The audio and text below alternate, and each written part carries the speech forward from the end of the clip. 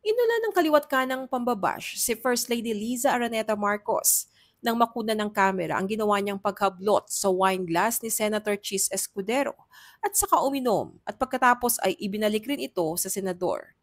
Habang dumagsa naman ng papuri sa naging reaksyon ni Senator Chis sa insidente, ang pangyayaring ito ay naganap noong Independence Day celebration sa Malacanang Palace nitong Wednesday.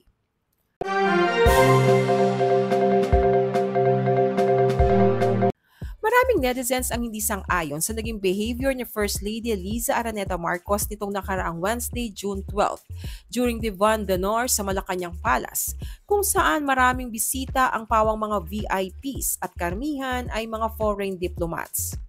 Nabigla ang mga nakapanood sa kumakalat na video ngayon nang casual na hablutin ng unang ginang ang wine glass ni Senate President Francis Chis Escudero para doon uminom.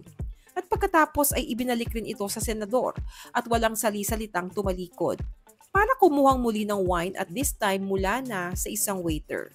Natawa na lang si Senator Cheese at pagkatapos ay napatitig na lang ito sa ininumang wine glass ng First Lady. Habang napakamot naman sa ulo si President Bongbong Marcos.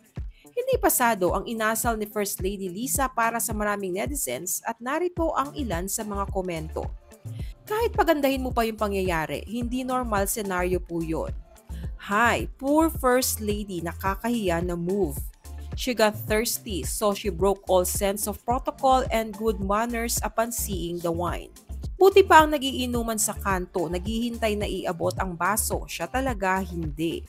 Ang cheap, entrance pa lang nom-nom na agad at napaka-entitled. Kala niya ata alalay niya na kukuhanan niya lang ng inumin at iaabot pagkatapos kahit isang taong may mataas na pinag-aralan at posisyon sa bansa. Usap-usapan din sa X, formerly Twitter, na ipinapakita lamang umano nito kung gaano ka-close ang unang ginang kay Chis Escudero na bagong halal bilang Senate President nitong May 20, kapalit ni Senator Juan Miguel Zubiri. Ayon pa sa ibang komento, baka naman daw kasi super close ang First Lady sa bagong Senate President, kaya casual lang na mag-share sila ng wine glass.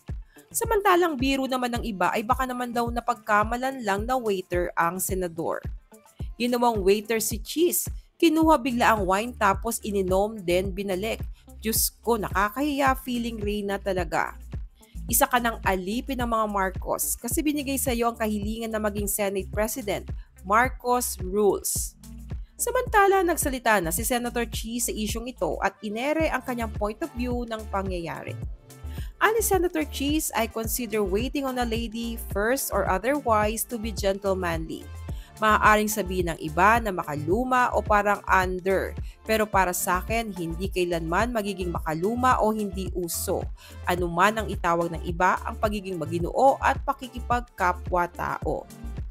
Ano pong masasabi nyo sa isyong ito ng behavior ni unang ginang Liza Araneta Marcos noong nakarang Independence Day celebration? Share your thoughts below.